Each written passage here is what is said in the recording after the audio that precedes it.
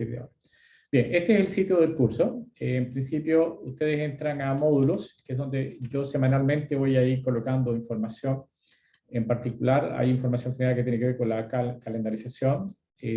También hay, en particular, hay una serie de referencias de información complementaria. En este caso, aquí está la presentación que voy a hacer en el día de hoy. Aquí están las referencias del curso. También le coloqué algunos links adicionales de donde el software que vamos a trabajar. Ahora voy a explicar sobre eso también en la presentación. Entonces, en este sitio van a encontrar semanalmente mucho material ad hoc para las clases y talleres, etcétera, que vamos a realizar. Voy a partir con la presentación. Ustedes me pueden interrumpir en cualquier momento, preguntarme cualquier cosa. Vamos a tratar de explicar de cómo va a ir funcionando con el curso y cómo vamos a hacer con las evaluaciones y los temas, etcétera. Y parto con la presentación.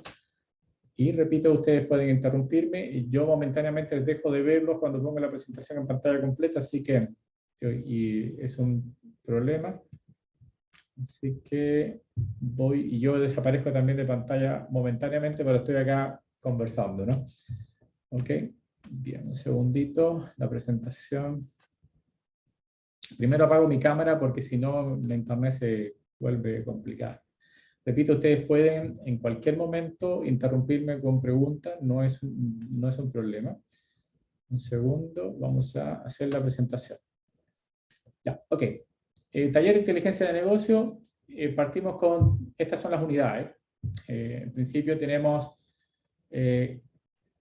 básicamente introducción a la minería de datos y a la inteligencia de negocio. En esta parte nosotros por lo general vamos a trabajar con la limpieza de datos, fundamentalmente algunas gráficas, cómo adquirir la data, etc.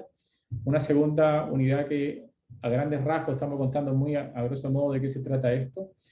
En principio vamos a trabajar lo que se llama el análisis exploratorio de la data, que corresponde a visualizar la data, hacer un conjunto de gráficos, tratar de entender de qué se tratan los datos. Una tercera unidad que es una gran unidad en principio porque tiene muchos temas asociados, a pesar de que se vea como una única unidad, que son los algoritmos supervisados de regresión y clasificación. Más adelante explico un poquito de qué se trata esto. En general, hay dos grandes temas que son, en vez de regresión, debería llamarle una predicción. Dentro de predicción, regresión es una de las cosas importantes. Hay dos temas fundamentales que son predicción y clasificación. La predicción tiene que ver cuando la variable que tú quieres predecir es una variable continua, no sé, una temperatura, quieres predecir la temperatura, quieres predecir una presión, o la altura de una persona, etc. Y clasificación es con una variable de tipo más bien finita, que tiene un conjunto finito de valores, por ejemplo, rojo o negro, sí o no. Clasificación es importante en el sentido de que permite tomar decisiones. Muchas veces uno quiere saber si o no tomo esta decisión o no tomo esta decisión. No sé, por ejemplo, el Ministerio de Salud toma la decisión, esta comuna va a estar en cuarentena o no va a estar en cuarentena, pasa que es fase 1 o fase 2. Esas son clasificaciones y si uno utiliza datos, estos datos pueden apoyar la toma de decisión. Los algoritmos supervisados es porque al principio nosotros le enseñamos al modelo o a la máquina que básicamente tome la decisión de acuerdo a nuestra experiencia. Ya nosotros pusimos una serie de etiquetas a los datos y lo que hace la máquina es replicar un poco nuestro conocimiento, por eso se llama supervisado. El segundo método, en la última unidad, que son los algoritmos no supervisados, más bien tiene que ver justamente con que yo no le pongo digamos, etiquetas a los datos, sino que simplemente el mismo algoritmo se encarga de hacerlo. Nuevamente aquí hay clasificación y predicción. Antes de meternos a los temas más del curso en particular, los software que vamos a trabajar son fundamentalmente estos, pero en principio este es el grueso. Nosotros vamos a trabajar fundamentalmente con R y RStudio. No sé cuál es la experiencia de ustedes con R y RStudio. ¿Tienen alguna experiencia anterior? ¿Pregunta? Sí, profe. Sí, profe. Sí, profe, sí hemos tenido. Ya, buenísimo. Hicieron estadística, me imagino, o inferencia, no estoy seguro. Con... Probabilidad y estadística, diferencia en estadística. Buenísimo. Entonces, Profe, a mí todavía me complica un poco en R, entonces cualquier cosa le puedo ir preguntando. sí, no se preocupe. Mira, vamos a partir... Todavía no lo entiendo así 100%. Ya, por supuesto, si no es sencillo, siempre, además, si tú no lo usas todos los días, en principio va a haber un problema porque se te olvidan muchas de las cosas. En general, yo no espero que ustedes codifiquen en grandes cantidades, sino simplemente que sepan usar el código, por lo general, y que por supuesto tienen que memorizar algunos comandos, evidentemente, porque es mucho más rápido si memorizas y entiendes para qué son algunos comandos, pero tampoco estamos hablando de más de 10.000 comandos, así que es imposible que tú puedas memorizarlos todos. Pero hay un conjunto limitado de comandos que son importantes y nosotros partiríamos un poquito, digamos, entre comillas, despacio, sobre todo en las primeras semanas. Yo también esperaba que ustedes tuviesen un background, no es extraordinario tampoco, pero sí que le permita resolver ejercicios como vamos a trabajar ahora. Muchos de los códigos yo los coloco los códigos, pero ustedes también tienen que generar su propio código en algunos puntos. En menor escala trabajamos con Python y Anaconda, y no es porque no querramos, sino que es un problema más bien de tiempo. Es decir, son dos software que vamos a tratar, ambos son, digamos, potentes en el mundo este de los datos, y evidentemente tengo que elegir alguno de los dos, evidentemente para poder, por un problema más bien de tiempo, el segundo semestre no es por lo general el más largo, el primer semestre un poquito más largo, y este semestre, como tenemos septiembre, etcétera, se acorta un poco el semestre y tenemos que apretar un poquito más el contenido. No significa que esto sea inabordable, al contrario, se puede abordar, pero este es el tema. Bueno, como dos últimos software en particular, Power BI, no sé si lo conocen, y MySQL, lo vamos a tocar yo creo que en la tarea o alguna cosa para el estilo. Power BI es de Microsoft, necesariamente va a tener que tener un Windows, un computador Windows, no Mac. En el caso de Power BI es el único que tiene ese requerimiento. Y es gratis lo que es el desktop, pero tiene limitantes, por supuesto, cuando uno quiere hacer muchas más cosas entretenidas. Power BI es lo que se llama un visualizador, es un potente visualizador de la data que permite obtener mucha información a partir de los datos y el análisis de la data. Y MySQL son programas antiguos, muy antiguos, que básicamente es la base del data scientist. Básicamente, si uno va a una entrevista de trabajo, lo más probable es que te pregunten sobre MySQL. Eso es 100%. Entonces, en algunos casos vamos a tratarlo, aunque la mayoría, repito, va a estar trabajado con R y RStudio en general. Las evaluaciones. Primero, aclarar que este curso, no sé si desafortunadamente, pero no tiene ayudantía, digamos, no tiene ayudantes. Solo tiene ayudantes correctores. Entonces va a haber un ayudante corrector para los talleres y las tareas. Bueno, problema de créditos parece ser el del curso. Antes tenía ayudantía presencial, o no presencial, no es la palabra, sino una ayudantía con un ayudante que hacía también clases, pero en este caso no lo vamos a tener, desafortunadamente. Las evaluaciones, bueno, tenemos 2 certámenes, 30% de cada uno. Vamos a tener talleres. Los talleres son evaluaciones en grupo, con un máximo de 3 personas. Vayan pensando quién podrían pertenecer a su grupo. No necesariamente, por ejemplo, si hay 3 personas en un primer taller, esas son las personas que van a mantenerse durante todo el curso. Pueden, no sé, cambiar. Por supuesto, es mucho más entretenido cuando uno se hace su grupo y lo mantiene estable, pero repito, no es una exigencia.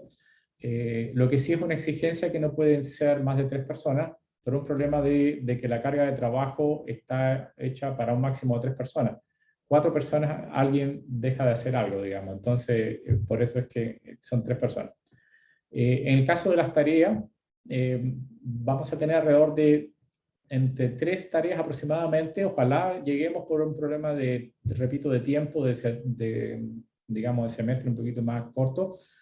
Pero esta es una tarea que se hace de manera individual. Es decir, es una tarea, se parece mucho al taller. La única diferencia es que está pensada en una única persona. Los talleres, tanto las tareas como los talleres se parten en la clase, se explican cosas en la clase, pero pueden tener varios días.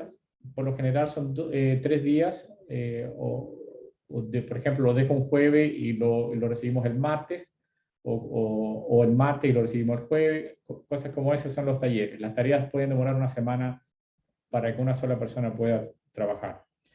No sé si tienen alguna pregunta, igual repito, me pueden interrumpir, ese es el tema. Tendremos un examen también, que es el examen final, donde también tienen muy parecido a los certámenes. Su única diferencia es que el examen sí incluye todos los temas. Es decir, también se hacen en grupo, máximo de 3 el examen, y en este caso, nuevamente, la problemática del examen o la diferencia que lo hace distinto a los certámenes es que aquí sí se buscan todos los temas del curso. ¿Quedó claro? ¿Está claras las evaluaciones? ¿Hay alguna pregunta? Ok, parece que no. Profe, Sí, dale. yo tengo una duda. Dale. Los certámenes son así como tipo inferencia, que nosotros el semestre pasado era como podíamos programar las preguntas y cosas así, como todo programado, o cómo va a ser, o son ¿Qué significa preguntas de desarrollo. programado? Disculpa, no entendí un poquito. ¿Qué significa programado? Que, por ejemplo, en inferencia uno podía responder todo con código en R, todo en R. Ok. No, exactamente. A ver, los certámenes, tanto los certámenes como los talleres y las tareas, etcétera, el objetivo es responder preguntas, pero con código, evidentemente. No, lo que yo insisto mucho en los certámenes y en los talleres es que ustedes hagan un informe. Por lo general va a ser un informe que va a ser un documento Word, en donde ustedes hacen el informe y las preguntas que responden necesariamente tuvieron que codificar. Y solo en la parte final, en un anexo, colocan los códigos. O sea, no pueden enviarme códigos, en principio, como respuesta a una pregunta. Los códigos solo son un instrumento para responder a una pregunta. ¿Qué tipo de preguntas pueden haber? Bueno, evidentemente hay que hacer predicciones usando herramientas de machine learning o de inteligencia artificial, modelos. Se responde a la pregunta, por lo general siempre hay gráficas asociadas, hay visualizaciones que se hacen con los códigos. Las imágenes se pegan en el informe junto con las explicaciones. Todo tiene que tener explicación, es decir, todo tiene que ser comentado dentro del informe. No tienen que llenar 10 páginas para hacer un comentario. Son básicamente un comentario autoconsistente y también es como si tú le explicaras a alguien algo sobre la data y lo ayudaras a tomar una decisión. Es decir, es como informes para una persona que no necesariamente va a verificar tu código. Esa es como la idea de las tareas. No sé si me expliqué. Sí, perfecto, todo claro. Okay. Bien, entonces ese es el tema. Repito, no significa que no vayas a necesitar el código. Por lo general le pido el código en ciertas partes porque son necesarios, básicamente. Pero como también les explico que tienen libertad, aquellas personas que les guste más Python pueden hacer el código en Python también. Repito, por un problema de tiempo explico más el R que Python, pero por eso es que tampoco la pregunta está relacionada con que me envíen un código en particular, sino hay que responder una pregunta nada más. Entonces, eso también quedan como en libertad. También, bueno, en el sitio también pueden encontrar referencias o sea, me refiero a la literatura que lo van a encontrar también en el sitio del curso. Partamos un poquito dándole contexto al taller de inteligencia, si no hay más preguntas en particular propiamente del curso. Ahora voy a hablar un poquito más a nivel más general sobre el taller de inteligencia de negocio, en cuál es digamos, el contexto donde aparece, dónde es útil, por qué va a ser importante estudiar este curso, porque me pueden preguntar para qué tengo que pasar este curso en general.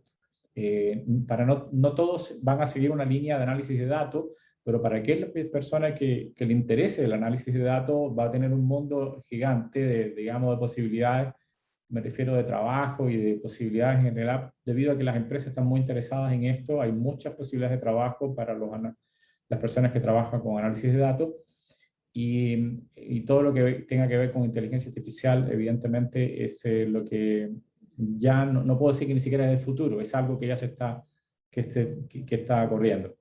Entonces, lo que vamos a hacer ahora es, perdón, un segundo. Lo que vamos a hacer ahora es explicar un poquito el contexto, y dentro del contexto, aquellas cosas que son el taller de inteligencia y otras cosas que no son el taller de inteligencia de negocio en general. Bien, pues partemos con que nosotros estamos inundados de datos en todas partes y hay una verdadera revolución y un gran interés en explotar esos datos que se generan. ¿Dónde se generan los datos? Bueno, y sobre todo Big Data. Quiero aclarar que nosotros en el curso no trabajamos con Big Data. Lo estoy escribiendo solamente para decirle que vamos a trabajar con datos que son un conjunto de datos básicamente relativamente pequeño, no triviales, pero sí relativamente pequeño. Vamos a trabajar también con datos medios y en particular con un conjunto de datos que pueden ser un poquito más masivos, sobre todo en las tareas. El hecho de que no trabajamos con Big Data porque requerimos herramientas que no tenemos disponibles, digamos, más allá del computador, digamos, si no tendríamos que trabajar en la nube, como Amazon Web Service, etcétera, para poderlo resolver. Pero sí me gustaría enfocar para dónde van las cosas, y creo que está además estos ejemplos que estoy colocando, que todos conocen, de la magnitud gigante digamos, del análisis de los datos. En particular, bueno, ahí vemos a Facebook, que sabemos que es un monstruo digamos, de empresa. Alibaba, que es, bueno, seguramente todos la conocen, una empresa china digamos, retail, que tiene alrededor de más de 400.000 ordenadores. Estamos hablando de LinkedIn, que tiene 467 millones casi 500 millones digamos, de miembros en LinkedIn, más de 100.000 servidores. Google, que si bien no tenemos digamos, los datos realmente o las informaciones oficiales, todos apuestan que tiene más de cerca de 3 millones de servidores en general, y es un monstruo en general digamos, del Big Data. Amazon Web Service, que es una de las...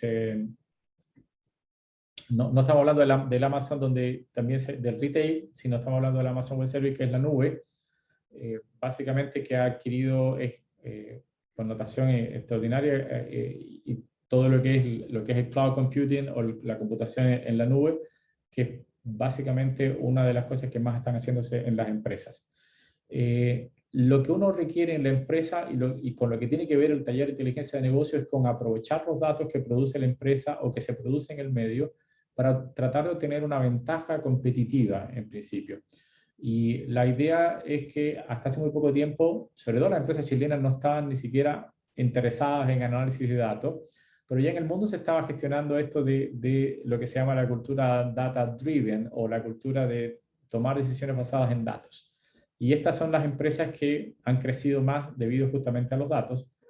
El contexto que tenemos que darle al taller de inteligencia de negocio y que ya empezamos con Big Data, es que justamente datos y Big Data, y ahí ya le contaba que nosotros nos vamos a trabajar con Big Data. Sí, repito, voy a hablar un poquito más de Big Data para que se entienda de qué se trata. Inteligencia artificial, nosotros vamos a trabajar con parte de la inteligencia artificial. Vamos a poner algunos ejemplos del uso en empresa. Vamos a explicar un poquito qué significa el aprendizaje automático, el Deep Learning y el Shallow Classifier, o sea, el clasificador superficial, y algunos proyectos que estamos, digamos, ejecutando. Debido al tiempo, probablemente, primero pido disculpas, la presentación es extraordinariamente larga, no la voy a terminar toda. Sí voy a explicar a grandes rasgos de qué se trata estos puntos, para que básicamente, repito, entendamos qué es lo que vamos a hacer con taller de inteligencia de negocio. Pero la presentación va a estar o ya está arriba en el sitio, y la pueden ver en cualquier momento. Para la tarea inicial, porque tenemos una tarea número 1, es importante este contexto, básicamente explicar una serie de conceptos, y por lo tanto esta presentación ayuda un poco a entender la tarea y las preguntas que se ofrecen en la tarea. La primera tarea que van a tener que hacer ustedes es una tarea no de cálculo, sino de responder preguntas de conocimientos que permiten entender para qué funciona digamos, para qué sirve la inteligencia de negocio. Por lo tanto, esta presentación un poco ayuda a eso también. ¿Ok? Solo para tener unas ideas de Big Data, aquí hay algunos números que son también increíblemente grandes. En los tweets, digamos, cada día o diariamente hay más de 500 millones de tweets, 294.000 millones de correos electrónicos, etcétera, etcétera. Ahí están los datos, y no los voy a leer, ustedes pueden leer por ustedes mismos. Y al lado en esa tablita quise colocar las unidades de medida de en esta tablita que está acá son las unidades de medida, en principio, de los bytes. Nosotros muy pronto ya estamos ya en los zettabytes y pronto vamos a estar en los yottabytes. Es decir, estamos hablando de un número extraordinariamente grande de bytes. En principio, un segundo antes de terminar, de pasar a la otra. No sé si se recordarán o alguien tendrá, esto ya es un poco más antiguo, esto lo saqué recientemente, pero igual hablaban de los DVD, ya nadie sabe lo que, o muy poca gente trabaja con los DVD, pero solamente va a indicar que para el 2025 en un día se van a trabajar alrededor de 463 exabytes, que es una locura, 10 a la 18 en principio bytes, que corresponderían a 212 millones de DVD, si uno tuviese usar esta. Por eso es que es tan obsoleto el uso del DVD en principio. Los tipos de datos que son importantes y los que vamos a trabajar en taller de inteligencia. Hay básicamente muchísimas clasificaciones de los datos, pero en principio la clasificación más importante es decir si son datos estructurados o datos no estructurados. Nosotros vamos a trabajar fundamentalmente con la segunda parte, que son los datos estructurados, en principio. Pero la mayoría de los datos que se están generando en este momento son datos no estructurados que corresponden a datos que no son tablas en principio, que pueden ser, por ejemplo, archivos de textos. Simplemente alguien escribió un texto y esa es una información, o sea, hay datos dentro de ese texto, pero no está estructurado en forma de una tabla en principio. También todos los datos de video, de sensores, de imágenes y series de tiempo en economía, etcétera, todos son datos no estructurados, no tienen una forma de tabla en particular. Sin embargo, nosotros también por un problema de que este es el primer curso, el primer acercamiento al análisis de datos, nos limitamos fundamentalmente a datos que están en una tabla. Y después le explico también cuál es el formato que van a aparecer los datos. Pero lo que sí podemos decir que en el futuro el número, o lo que es más grande, lo que va a ser mayormente considerado, son justamente los datos no estructurados, los datos que corresponden a toda la parte de IoT, es decir, la Internet de las cosas, básicamente, toda la parte de sensoramiento, la parte de textos y también de imágenes. Eso es lo que más está inundando justamente digamos, los conjuntos de datos. Esto es una enormidad, repito, estamos hablando de zettabytes, 10 a la 18 bytes diarios, lo que significa que es un conjunto enorme de datos.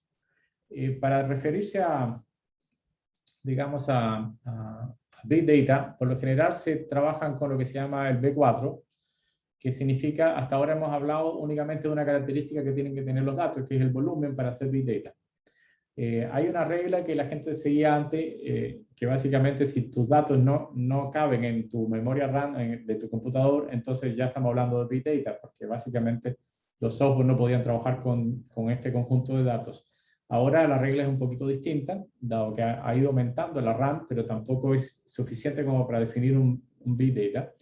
Y por lo general se consideran 4B, que tiene que ver con el volumen, de que ya hablamos, un volumen gigante, pero también tiene que ver con la variedad, es decir, datos que provienen desde distintas fuentes en principio. También tiene que ver con la velocidad con que llegan los datos, es decir, los datos pueden ser muchísimos. Por ejemplo, un video o una cámara que esté constantemente viendo, o que esté en una cámara de seguridad que esté registrando personas constantemente, eso es una increíble velocidad con que llegan los datos. Y alguien en IBM incluyó la veracidad. En este momento hay 10B realmente, que es la volatilidad, el valor, la vulnerabilidad, la visualización y la variabilidad. Es decir, Big Data ahora se define, ahora me refiero en estos años, en estos últimos años, se define con 10B básicamente, que tiene que ver con la validez y fluidez temporal de los datos, es decir, que los datos sean válidos, porque puedes tener muchos datos, pero de hecho no te sirven de nada, porque los datos son muy malos, o estas cámaras que alguien compra y que no se entiende, no se ve a las personas y no se distingue nada, son realmente datos inservibles. Es decir, estas cámaras de seguridad que tratan de identificar a la persona, a los delincuentes, no se ve absolutamente nada y eso no tiene ningún valor, es decir, datos sin valor. Entonces sí, tienes Big Data, está llegando, cumple con las otras B, pero no te sirve de nada la data. Entonces, la vulnerabilidad, es decir, los datos tienen un problema de seguridad y de privacidad. El tema de privacidad y de ética en el análisis de los datos es fundamental, es un tema bastante complejo. La visualización y la representación de los datos, algo que vamos a hacer nosotros también, vamos a hacer, y la variabilidad, como les decía, hay problemas de inconsistencia y sesgo y ambigüedad en los datos. No sé, voy a pasar esto rapidito. Este es un ecosistema para poder trabajar, existen herramientas. Nosotros no vamos a trabajar con ella, con Spark, por ejemplo, que es el que más se usa para trabajar. Voy a saltar y rápidamente, bueno, lo que más se usa en las empresas, por ese término quería incluirlo dentro de la explicación, es lo que se llama el Data Lake o el lago de datos. Antes se usaban, en principio, bases de datos, pero ahora lo que más el término que más se escucha son Data Lake. Un Data Lake simplemente es una base de datos, pero no ordenada, no está, digamos, ordenada, y el orden simplemente aparece en el momento de que uno vaya a utilizar los datos. Es decir, como que la data viene de distintas fuentes, llega constantemente, se va almacenando, no tiene una estructura de almacenamiento muy grande, esto permite una gran escalabilidad de la data, y en principio, cuando uno quiere usarla, lo que en general ahí le otorga algún tipo de estructura. En principio, la nube, por ejemplo, Amazon Web Services, nosotros tenemos incluso un trabajo en Data Lakes con datos del Estado, y nosotros ya creamos un Data Lakes, y este data llega constantemente, y nosotros justamente en el momento en que le vayamos a analizarla, ahí le damos la estructura, en principio. Ok, para poder analizar esta data, uno de los problemas que tienen las empresas es que las empresas decidieron en algún momento, sobre todo las empresas más que se subieron últimamente al carro del análisis de datos, decidieron juntar la data, por ejemplo, que han tenido históricamente. Pero esa data, después que la juntaron en una base de datos, simplemente se vuelve inútil la data, porque nadie sabe y se queda simplemente almacenada. Y es lo que en vez de decirle data lake o lago de datos, le dicen el pantano de datos, más que nada. Lo que realmente convierte el data lake en algo interesante es la inteligencia artificial.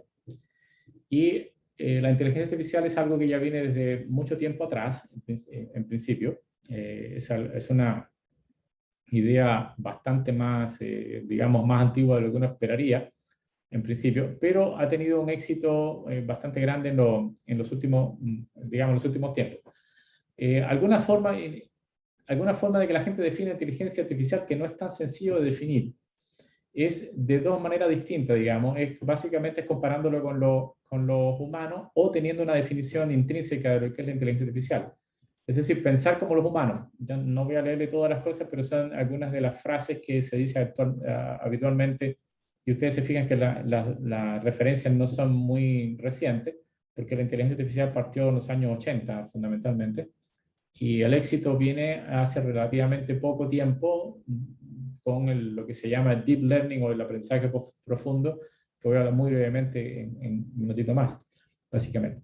Pero en general aquí están las definiciones. Una es, repito, es pensar como los humanos, y la otra es actuar como los humanos, o definir racionalmente. Hay una diferencia interesante, porque uno puede decir, bueno, pensar como los humanos ya implicaría pensar racionalmente. No es cierto en todos los casos. Es decir, no todos los seres humanos, o digamos, no todos pensamos racionalmente todo el tiempo, en general. Incluso pensando racionalmente, podemos equivocarnos en el tema. Entonces, justamente por eso se hace la diferencia en pensar como los humanos o pensar racionalmente, o actuar como los humanos y actuar racionalmente. Una de las cosas que más llama la atención, no sé si conocen, y ahí me dicen, para no hablar yo solo, voy a ir avanzando muy rápidamente, porque en realidad quería hoy partir con la carga del software y explicarle un poquito más el software, pero ya como ustedes lo habían cargado en R, creo que en eso no hay problema. Pero no sé si conocen lo que es el test de Turing, o han escuchado hablar del test de Turing alguna vez. ¿Alguna vez? ¿El test de Turing? ¿O la prueba de Turing? Esa era la que descifraba los códigos nazi, ¿o no? sí y no. Tiene que ver con el mismo Turing, ese sí. Sí. Tiene que ver con el mismo Turing que trabajó en esta película que se llamaba The Imitation Game, básicamente, que es básicamente una película del 2014 donde hay esta máquina que descifra el código Enigma, básicamente, ¿no? Sí, el mismo Turing fue el que hizo esto, pero Turing se hizo famoso no solo por eso en general, sino porque hizo un test. El test consistía en algo así como que yo haciendo una serie de preguntas, yo no veo, por ejemplo, no veo que imagínense que detrás hay una pared y yo hago una serie de preguntas y hay un computador que responde. Yo tengo que ser capaz de, haciendo preguntas determinadas, distinguir si las preguntas provienen de un computador o vienen de un ser humano, digamos, de una persona.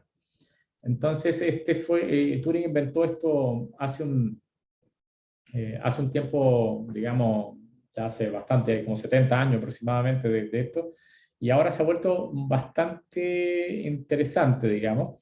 ¿En qué sentido? En que ahora hay, por primera vez ahora, hay que asumir o sea, como nuevas preguntas para poder identificar a un humano de lo que se llaman los bots en particular, ¿no? Ahora hay máquinas que verdaderamente son bastante inteligentes y que básicamente que pueden pasar el test de Turing antiguo, de alguna manera, y que pueden responder bastante bien. No sé si han visto también esta cosa del traductor de Google, que ha mejorado muchísimo, y cuando tú haces una traducción, por ejemplo, ya no puedes distinguir tan bien, igual se ve que es una máquina la que lo hizo a grandes rasgos, pero cada vez ha mejorado tanto que cada vez se vuelve más difícil en principio identificar que si fue una persona que hizo la traducción o no, digamos, o en general. Entonces, por lo tanto, hay una dificultad bastante más grande para poder identificar un computador digamos, de un hombre. Y ahí tiene que ver un poquito más bien la definición de lo que es la inteligencia artificial, en principio, porque hay que diferenciar en lo que es la ejecución del pensamiento de lo que es el pensar realmente. Entonces ahí es donde está la mayor dificultad, ¿no? Tú puedes pensar, la máquina realmente no piensa, sino que ejecuta un acto que simula que ha pensado, digamos, de alguna manera. Entonces no es tan sencillo el tema, y por lo tanto esto del test de Turing está siendo muy, digamos, muy útil en este momento, digamos. Esa es la idea.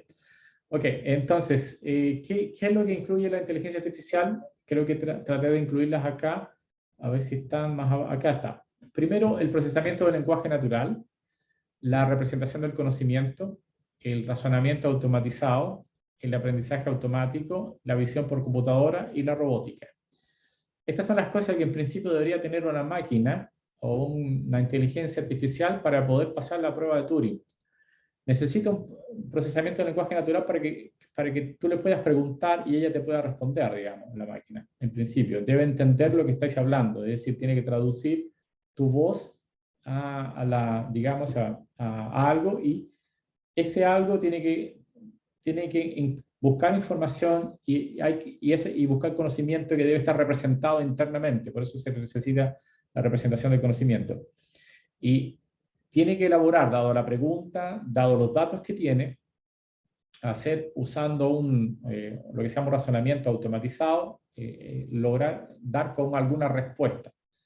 Tiene que aprender básicamente de las situaciones que se les va colocando, y por lo tanto es importante lo que es el aprendizaje automático.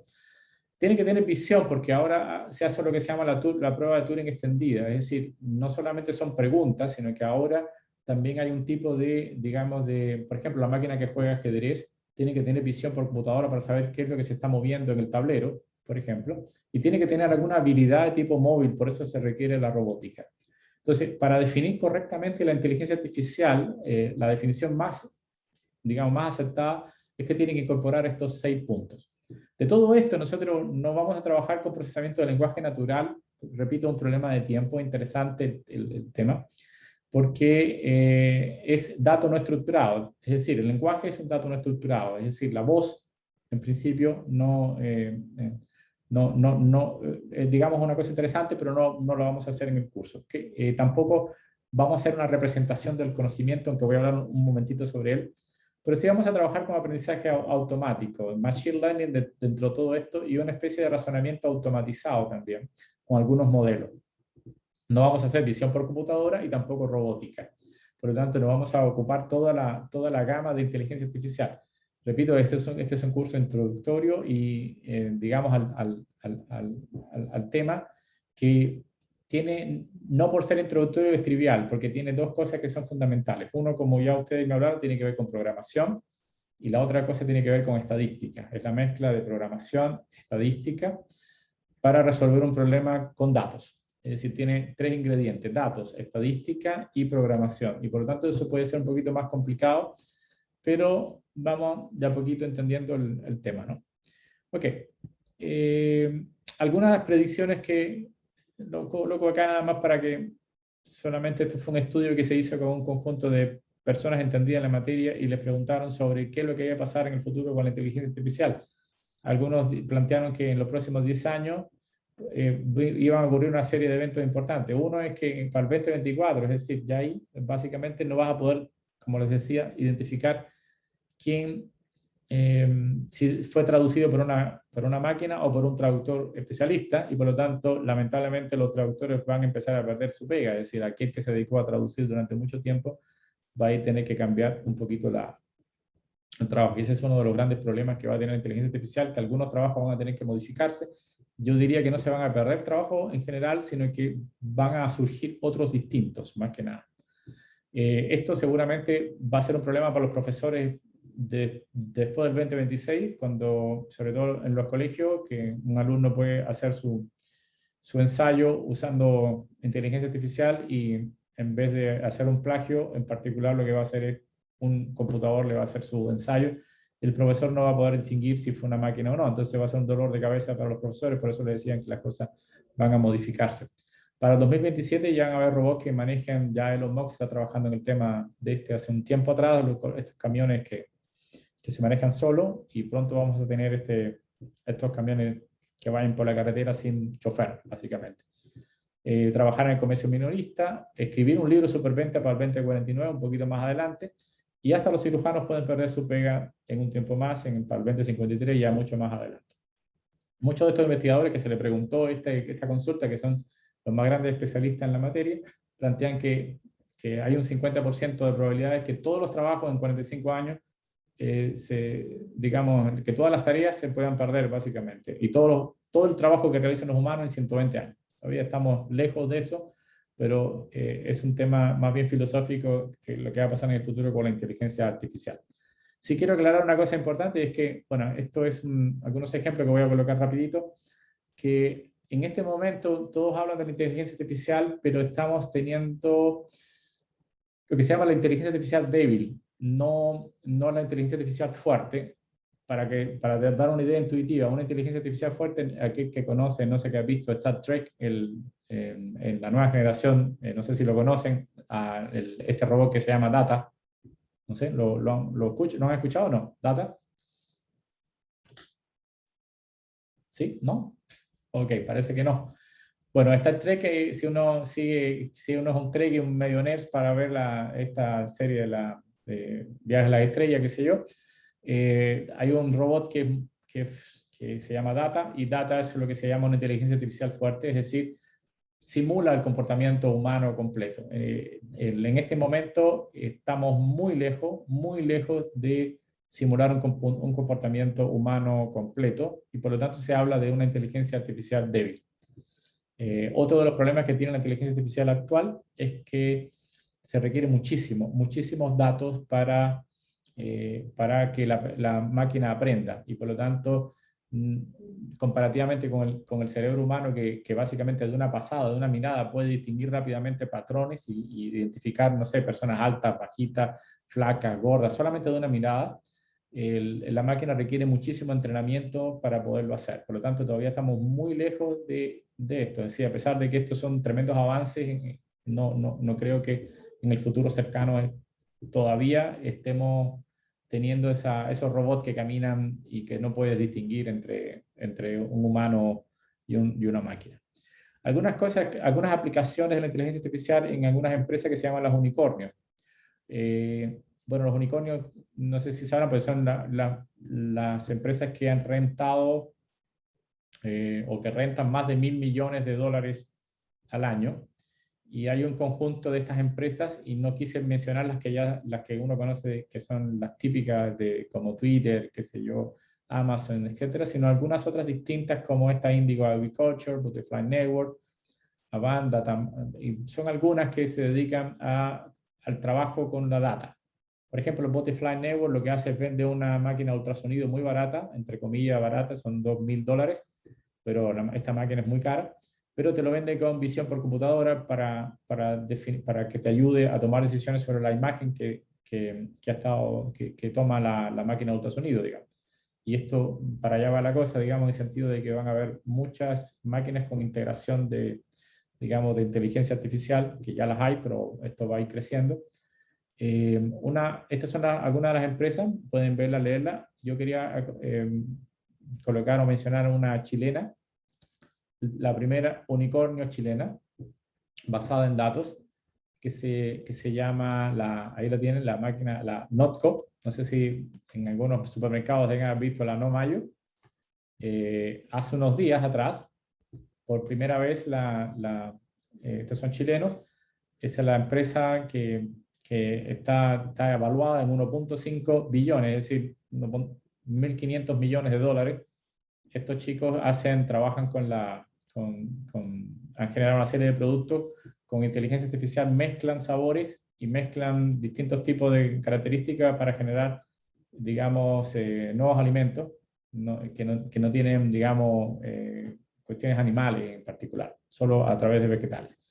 Y les ha ido sumamente bien, y es la empresa chilena más exitosa de los últimos tiempos, que tiene que ver justamente con el análisis de los datos. No sé si la conocen.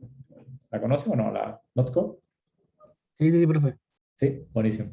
Mm. Bueno, no sé, ese de algo es un chileno bastante exitoso digamos, esta línea de la análisis de datos. No sé si lo conocen, pero él trabaja en Europa, estuvo mucho tiempo en el MIT, y es un poquito rupturista en el sentido de que él quiere reemplazar a los políticos por inteligencia artificial, y algunos creo que lo están apoyando bastante. Los políticos dan un espectáculo algunas veces deplorable, así que yo creo que la inteligencia artificial podrían reemplazarlo en algún momento. Y no sé si perderíamos mucho, creo que ganaríamos algunas cosas. No sé, es una opinión subjetiva, no la estoy manifestando, pero es interesante este señor lo que plantea. Ok, bueno, me voy a saltar todo esto. Estamos hablando de los chatbots. Los chatbots es la empresa actual. Ahora hay un montón de chatbots que utilizan procesamiento de lenguaje natural. Deben conocer seguramente a Siri, Alexa, a Cortana o al asistente de Google y al IBM Watson asistente, que básicamente ahora la idea es que tú puedes comunicarte con él a través de mensajería o a través de la voz. Y permite hacer un conjunto de actividades interesantes, digamos, como, no sé, reservar en un restaurante, comprar en línea, hacer compras en el supermercado, etcétera, etcétera, y poner canciones, hacer vigilancia de la casa, etcétera, etcétera.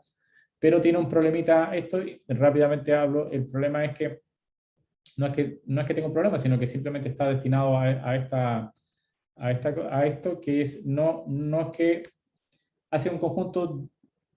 Lo que tiene es una base de datos muy grande que han ido aprendiendo. Tú vas entrenando este bot y te vas comunicando con él, pero no tiene un cierto limitante para aprender cosas. Básicamente lo que hace es un conjunto limitado de operaciones, que son básicamente limitadas a esta que les decía, de ayudar en la vida diaria, pero no son verdaderas inteligencias artificiales, sino simplemente utilizan algunos recursos de inteligencia artificial. Ya se está vendiendo un ecosistema del chatbot, que es una de las, digamos, grito y plata en este momento. Ustedes pueden ver algunos sitios web donde ya tienen los chatbots incorporados, y que alguien dice chatea conmigo, donde tú escribes algo y tienen un conjunto de información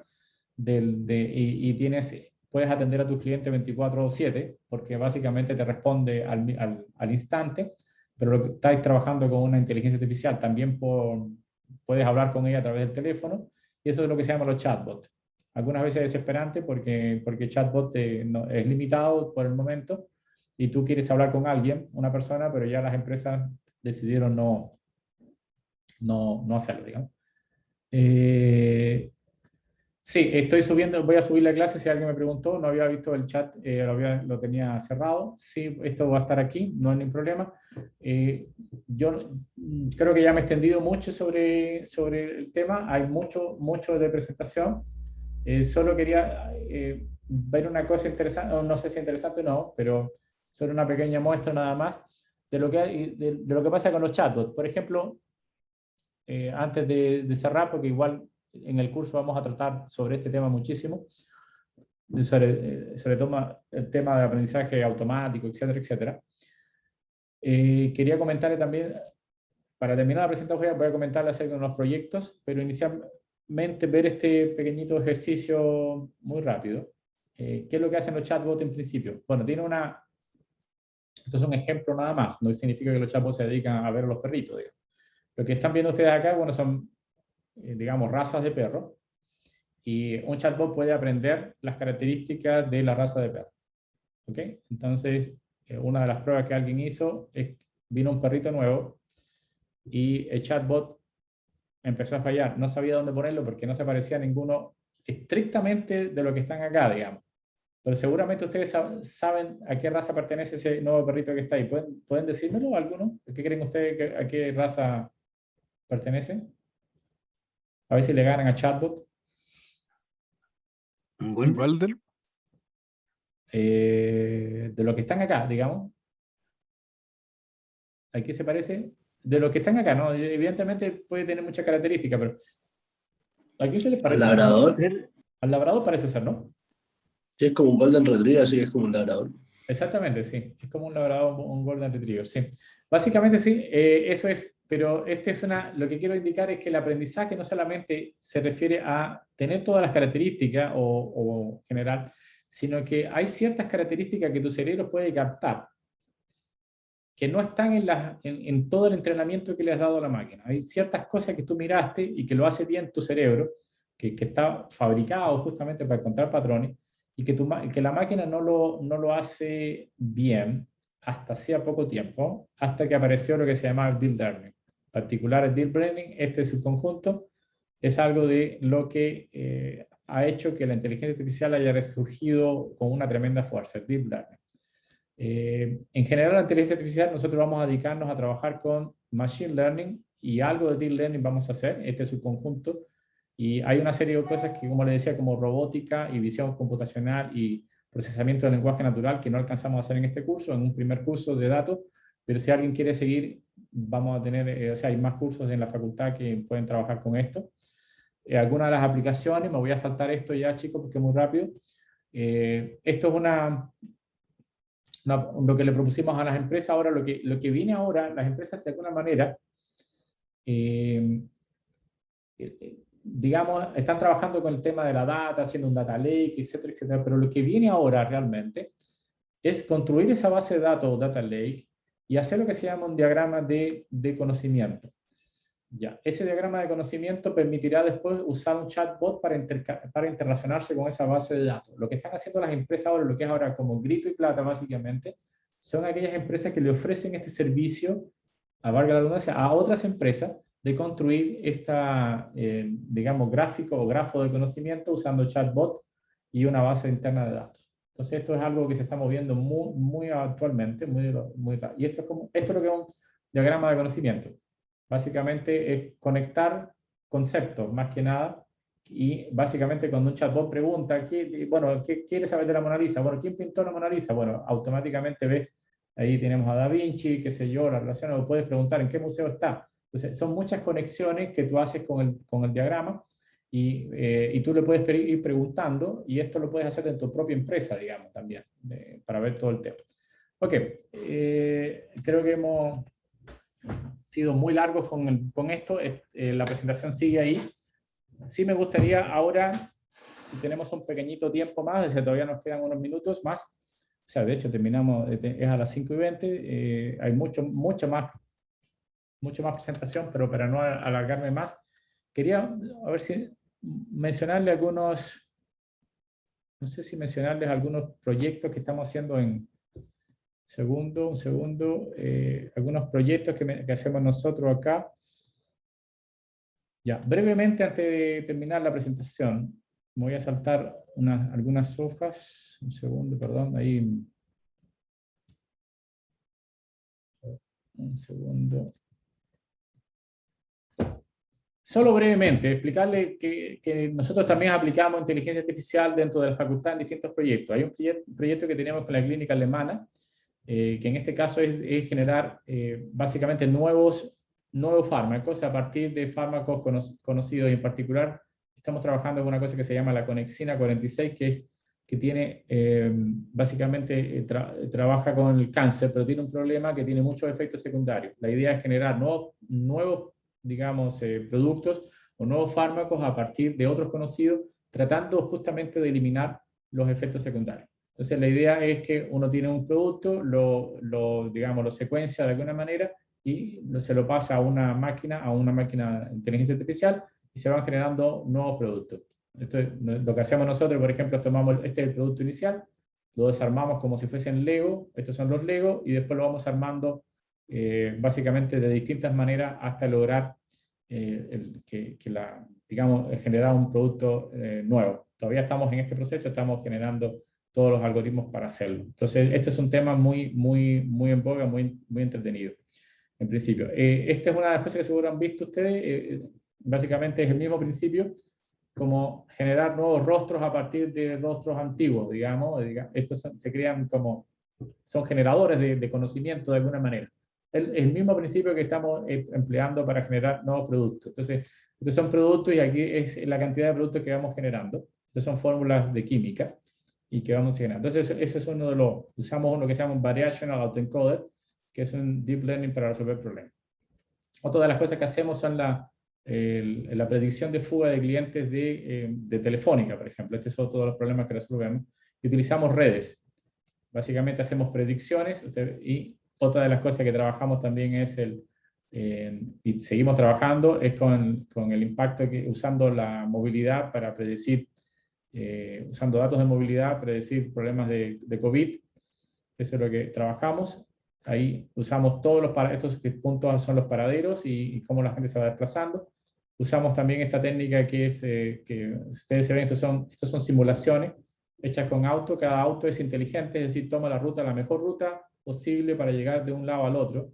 Entonces, esto es una simulación con lo que se llama agentes inteligentes.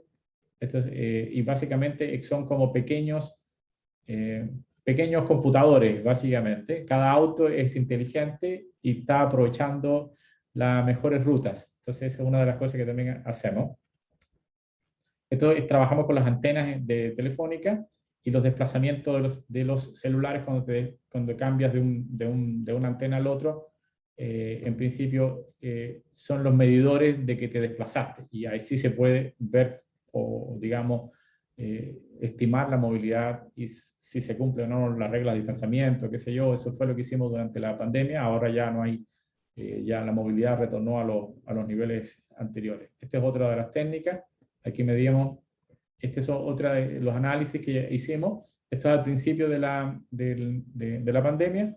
Aquí en el eje X tenemos la movilidad interna, en este eje es el número de casos acumulados, solo al principio de la pandemia. Si ustedes se fijan, en esta dirección aumenta el número de movilidad o el índice de movilidad, y estas comunas que estaban acá son las comunas más infectadas al principio de la pandemia, justamente Lo Barnechea, Las Condes, Providencia, que son las que tenían y siempre han tenido la mayor movilidad. A medida que va pasando el tiempo, empieza a ocurrir que las comunas más pobres, que tienen menos movilidad, empiezan a subir, que es decir, empiezan a tener más casos, mientras que las comunas digamos, que antes tenían más casos, ahora tienen menos, y finalmente, al final, esto no tiene toda la etapa, sino simplemente al principio, creo que hasta marzo está la data.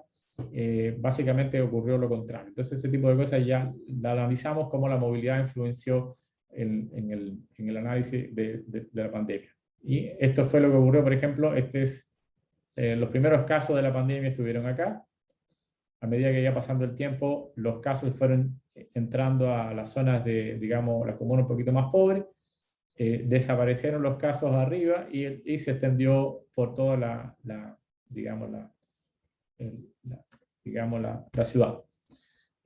Una de las cosas que estamos trabajando es con el Estado, básicamente otro proyecto, que este es un proyecto FONDEF, y es el análisis de la dotación de personal. Es decir, nosotros ahí sabemos cuánto está ganando y quiénes ganan.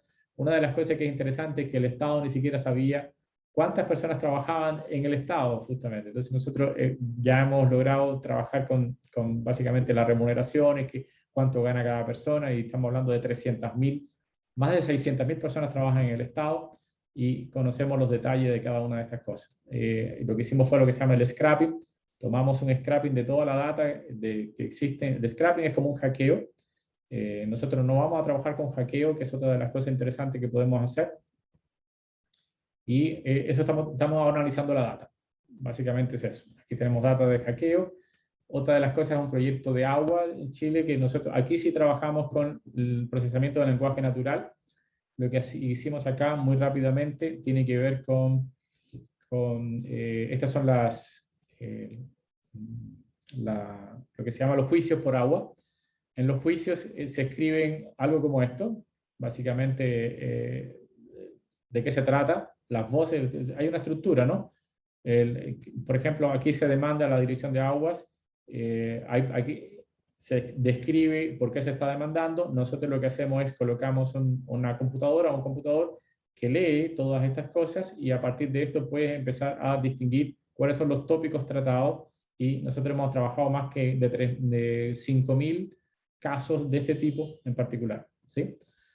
Una de las cosas que también hicimos es que, por ejemplo, este es un abogado que el resultado fue rechazado, es decir, perdió. ¿Qué códigos utilizó este abogado para resolver el problema? Aquí están los códigos.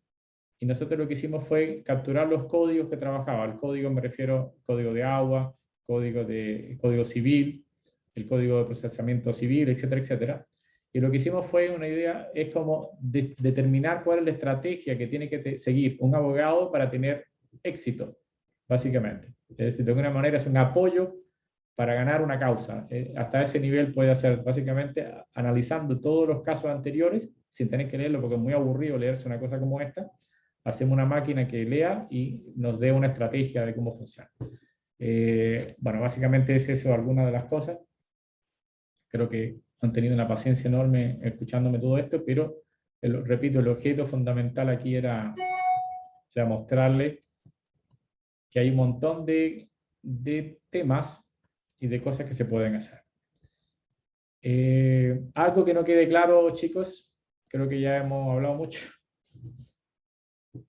¿Se entiende en general de qué se trata el tema del taller de inteligencia de negocios? ¿Qué es lo que va a tratar el taller de inteligencia de negocios? ¿O todavía queda sumamente abstracto? Pregunta en general. Todo bien, profe, se entiende, igual. Ya, ok. Ya, en pocas palabras, vamos a trabajar con datos en general. Vamos a usar los datos, vamos a modelar los datos y vamos a tomar decisiones basadas en datos. Y vamos a utilizar muchísimos ejemplos, en principio, de datos. Entonces, para ir adelantando, para la próxima clase, yo voy a terminar ahora porque en realidad nos queda tiempo, pero ha sido muy largo la cháchara, así que solo quería que ustedes sí empezaran a trabajar ya en el tema. Solo dejar aclarar una cosa en general. Todos, por ejemplo, pueden abrir R en este momento, RStudio, por favor. Solamente un pequeñito detalle para dejarlo listo para la próxima clase. ¿Sí? RStudio pueden abrirlo en su computador. Ahí me dicen si lo tienen abierto o no, y en principio.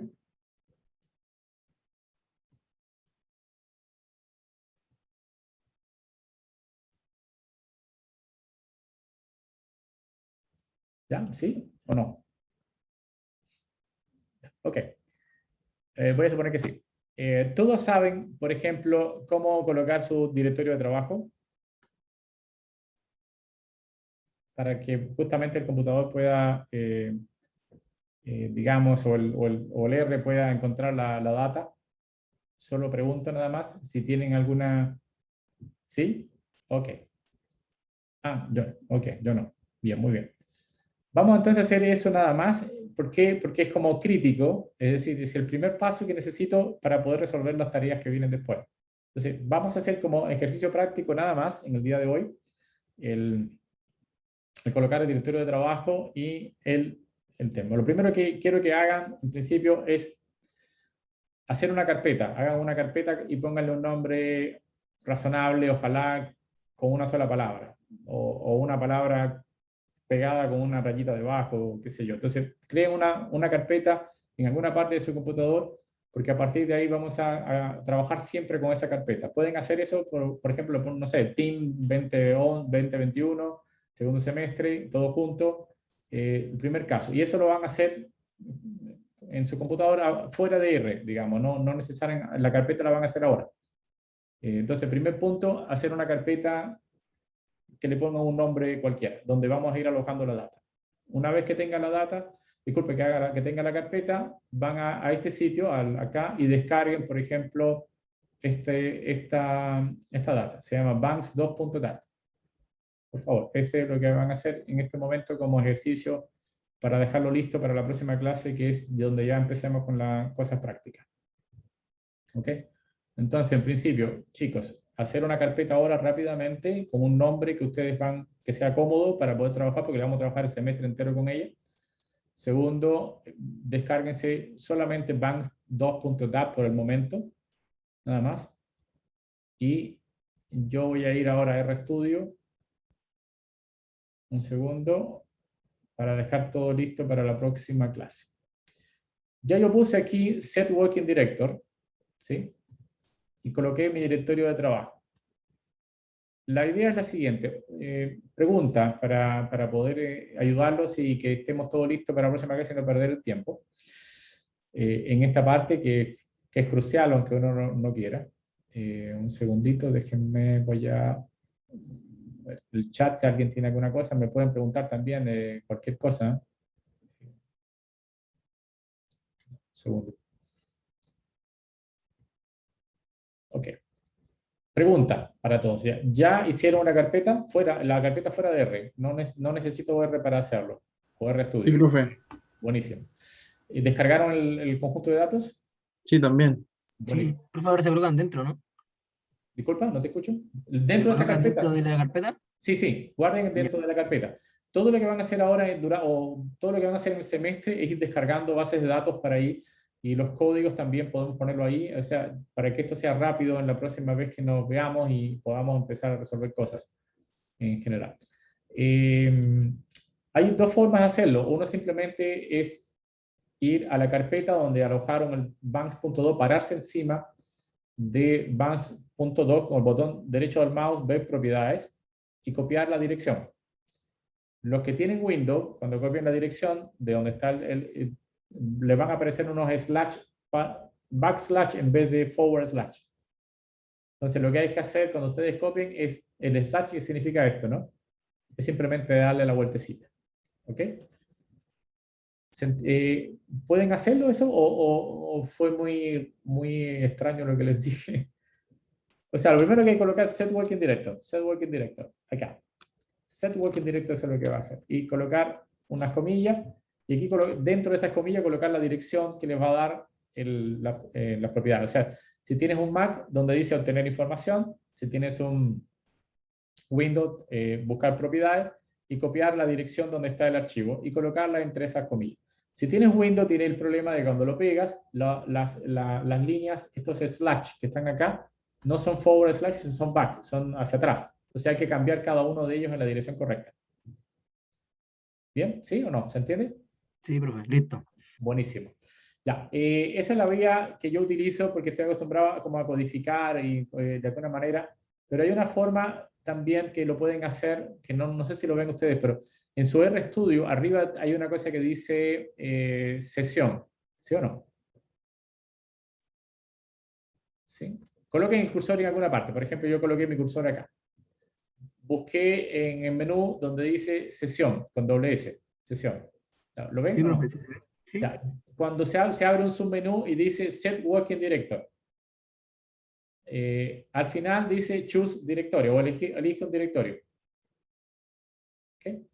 Sí, Entonces, se ve. cuando coloquen, elige el directorio, ahí les va a salir, se abre una ventana y ahí eligen el directorio donde están sus datos. Es el análogo de haber escrito esto que escribí acá, ¿sí? Eso es lo que uno debe hacer. Bien, para saber si efectivamente... ¿Sí? ¿Te escucho? ¿Alguna duda? Ya ahí al abrir los archivos, ¿se selecciona la carpeta o el archivo que descargamos? La carpeta, cuando ustedes abran el directorio de trabajo acá, usando sesión, lo que pasa es que yo como es Mac, el menú está fuera de la ventana que están viendo ustedes, ¿no? Pero arriba dice sesión con doble S, búsquense Working Director. Dentro de ese Working Director les va a salir como el lugar donde está ubicado, ¿sí? Y marca la carpeta. Pero si lo vas a hacer de la manera anterior que le había dicho, tienes que entrar a la carpeta y escribir botón derecho sobre el archivo que descargaron. ¿Ok? Ya, profe, gracias. El archivo que hay que descargar se llama banks2.dat y lo van a encontrar ese es el archivo que vamos a partir ahora rápidamente para que lo tengan más o menos claro. Está dentro de la semana 1, donde dice semana 1 y es este archivo. Hay que descargarlo cliqueando sobre él y lo descargan y lo pasan a su carpeta, a la carpeta que recién crearon. ¿Ok? Es importante que todos lo tengan listo para que no se queden atrás en la próxima clase, repito, si no, siempre un problema, profesor, no me llegó nada, no sé cómo hacerlo, no me funciona ningún comando, todo malo. Y no es así, es que simplemente hay que hacerlo bien la primera vez para que todo funcione como debe ser, digamos, ¿no? ¿Ok? Entonces, chicos, díganme si, para saber si efectivamente lo hicieron bien, escriban div con 2 paréntesis y les va a salir todo lo que está en su... Acá les va a salir lo que está en su carpeta. ¿Ya? O directorios que están dentro de ese directorio. Sin nada dentro, sin ningún, simplemente div. Y ahí me dicen si obtuvieron lo que está ahí. O sea, no lo que está ahí. En este caso le va a salir un solo documento que se va a llamar band2. Yo tengo varias cosas más, digamos, ¿no? ¿Sí? Ok, buenísimo. Entonces, si eso funciona, estamos ok para empezar a trabajar. Por ejemplo, en este caso es .dat. No es un CSV, vamos a trabajar fundamentalmente con CSV, pero para estar seguro, vamos a escribir lo siguiente, vamos a escribir esto, datos es igual a read, ¿sí? Tabla, read table, y vamos a escribir entre comillas el nombre, lo voy a escribir directamente de acá, lo voy a tomar acá, para no equivocarme, con el directorio, y voy a escribir, por regla, lo que no digo. Ya. Y con esto estaríamos cargando los datos. ¿Bien? Recuerden que en R, si tienen Windows, es Control Enter para generar para trabajar con el comando, y en Mac es Command Enter, ¿sí? Para trabajar. Entonces, una de las cosas que yo quiero saber, voy a usar muchísimo, es el head de los datos. Es decir, head es un comando que me permite ver las 6 primeras filas de lo que está en la data. También la data le va a aparecer acá, digamos, ¿sí? Les va a aparecer aquí arriba. Yo tengo muchas más cosas abiertas porque tenía simplemente abierto, digamos, otras cosas estaba trabajando, pero ustedes deben de aparecer únicamente datos. Pregunta para estar tranquilo si le salió esto en head. Ahí me dicen. Si le funcionó, porque eso ya significa... Sí, profe. Buenísimo. Entonces estamos ok. Bien, buenísimo. Entonces con eso estamos partiendo. Ahora, solamente para explicarle brevemente, esto es una data que corresponde vamos a utilizar esa data en lo que viene, son datos que corresponden a, los 100 primeros son dimensiones de un billete que son verdaderos, y los 100 segundos son billetes falsos, y son dimensiones como la dimensión de la diagonal, del largo del billete, etcétera, etcétera. Y vamos a tratar de generar después un modelo que permita, sabiendo las dimensiones del billete, indicarnos si es verdadero o falso. Esa es como la idea. Tiene un problema esto, ¿en qué sentido? En que no tiene los nombres, y los nombres hay que cambiárselos. Si no tiene nombre, R le pone por defecto variable 1, variable 2, variable 3, variable 6. Entonces, los nombres de las variables uno no puede saber así, ¿no? Names de los datos, ¿no? En principio names. Name de los datos. Entonces, y les va a decir que los nombres de los datos son estos. Si uno quiere cambiarlo, entonces tendría que escribir Algo así como, vamos a cambiar X1, ¿sí? Vamos a cambiar X2, son 6 datos, ¿no? X3, coma, X4, coma, X5 y finalmente X6. Entonces le vamos a cambiar los nombres por estos nombres de estas variables, X6. Entonces, los nombres que antes eran B1, B2 y B3, haciendo esto, haciendo control enter y volviendo a hacer el get, ustedes ven a ver que los nombres de arriba cambiaron. ¿Ok? Eso me imagino que lo deben haber hecho ya, no tienen problema con eso. O sea, se han trabajado con R, entonces ya estamos mucho mejor preparados para lo que viene. ¿Sí? ¿Están de acuerdo? ¿Están bien, no? Sí, profe. Buenísimo. Ya, ok. Podemos dejarlo acá entonces. Hay muchas más cosas, evidentemente. Si quieren ver la presentación, ahí la van a tener. La próxima clase también vamos a empezar a trabajar con estos... Segundo. Vamos a trabajar con estos códigos. Acá dice ejemplos de códigos de R para la exploración de datos. Ustedes pueden entrar aquí y les aconsejo que copien los códigos que están acá, todos los códigos que están aquí, y si lo pueden ejecutar, estupendo, para que se vayan dando cuenta cómo funciona todo en general. Entonces, copien todos los códigos y tratar de ejecutarlo para la próxima clase, y lo copian y lo pegan. La idea de esto es simplemente explorar los datos, en qué consisten los distintos conjuntos de datos, etcétera, etcétera, etcétera. En caso de que les reclamen porque algunos conjuntos de datos no estén, lo que hay que hacer es descargarlo y colocarlo en la carpeta que recién crearon. Okay, eso es. Chao, chicos. Entonces ya estamos de acuerdo, a menos que tengan alguna pregunta, alguna consulta. Profe, ¿para qué era ese código? El que hay que copiar y... Este código permite exploración de los datos. Básicamente son distintos conjuntos de datos. Le permite también instalar algunos paquetes que vamos a trabajar, que en particular. Un segundo, ya que me preguntaste, por favor me imagino que ustedes saben instalar paquetes, ¿no? Si ya lo han trabajado, me imagino que sí. Pero solo para que funcione lo que viene anteriormente, tienen que install package, por favor, install package, y instalar el comando por si no lo tienen, deplir. Deplir es el comando que nos va a servir para limpiar, más que nada para manipular los datos. Los códigos que van a ver ustedes, que ese código que hay que descargar, es para visualizar la data. Son distintas gráficas que vamos a hacer. Vamos a tratar de visualizar los datos para poder entender sobre la base de gráficas. Eso es lo que queremos hacer. Entonces, instalar el deplir, ya yo lo tengo instalado, entonces lo que voy a hacer es comentarlo para no volverlo a instalar. Una vez que lo tienen, entonces tienen que llamarlo a library, se instala una sola vez. Por favor, chicos, aclárenme un poquito, si están familiarizados con la idea de instalar paquetes y cargarlos. Si no están familiarizados, me dicen, sí, también, evidentemente, lo que quiero saber, ponerme yo en la posición de qué tengo que explicar o no. Eso más bien esa es la idea. ¿Sí? Bien. Sí, profe. Buenísimo. Sí. Entonces, aquí instalan deplir. Deplir, repito, es el paquete por excelencia para manipular los datos en algún sentido, y después llamamos a deplir, por supuesto, una vez que lo tengan instalado. Esa es la idea. ¿Para qué me Profe, sirve? una pregunta. Dale.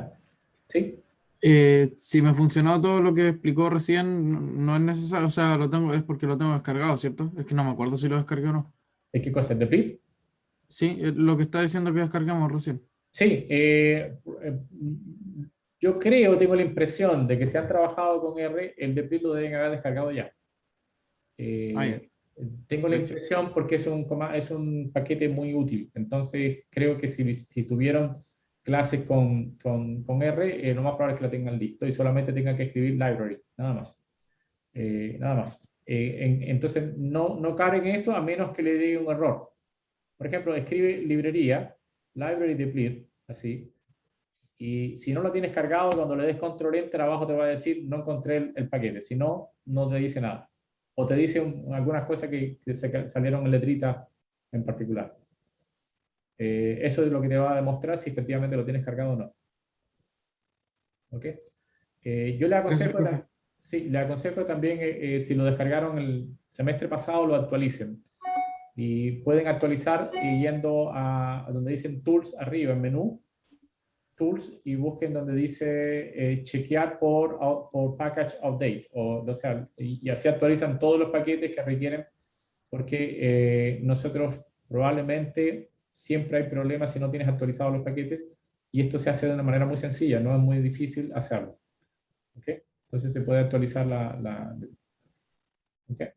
No sé si ustedes tienen, yo le puse un color detrás también medio oscuro, pero también le pueden cambiar ustedes el color a lo que está atrás. ¿Ok? Bien, ahora sí, si ya lo dejamos para la próxima cosa. ¿Ok? Ahí me dicen si hay alguna otra duda, alguna otra... O sea, si todo les funciona, estamos listos para la próxima. Profe, sabe que a mí no me dejó como que llegar a la parte de datos igual read table y no me decía que necesitaba autorización, como que no me dejó. ¿Qué cosa no te dejó en particular? Como en realidad ver los datos que tiene y esas cosas, como que me decía que necesitaba autorización, como que no me dejó. Ya, ¿tú puedes compartir tu segundo? ¿La pantalla? ¿Sí? Ya, compártelo un momentito y te explico de qué se trata. A ver cuál fue el error, O digamos. sea, ahora lo intenté arreglar con otras cosas, pero no me dejó. Ya. El no te dejó lo que pasa es que el mensaje hay que leerlo bien porque puede ser por muchas razones, entonces hay que ser un poco específico en el mensaje. Si me compartes más, ahí ya te di la autorización para que puedas compartir pantalla. Y va a depender de lo que dice el mensaje. A ver, ¿qué fue lo que dice el mensaje? Ah, es que no te encontró el directorio y ese es un problema que viene de arriba, digamos, a ver, chicos. Puedes marcar el Set Working Director, por ejemplo, donde está en 3, párate en cualquier lado y en cualquier lado lo mismo y coloca Control Enter. O Command Enter, depende de si tienes un Mac o un Windows. ¿Ya lo hiciste? Ya. Coloca directorio ahora, dir. Control Enter. Ahí está, muy bien. Ya, entonces read table, ahora tienes que escribir el nombre del documento que parece que no lo tienes en el directorio. Fíjate que no lo que colocaste en el directorio, que va a ser tu escritorio, yo no aconsejo que escribas el escritorio, sino que escribas el nombre, el user en Nacho Desktop, escribe slash aquí, después de desktop, donde dice arriba, en tu línea 3, escribe, está buscando en el Profe, escritorio, pero no está entrando en la carpeta. ¿Sí? En la línea número 3 dice Set Working Director, está bien, está buscando todo lo que te escribió aquí abajo, es lo que tienes en tu escritorio.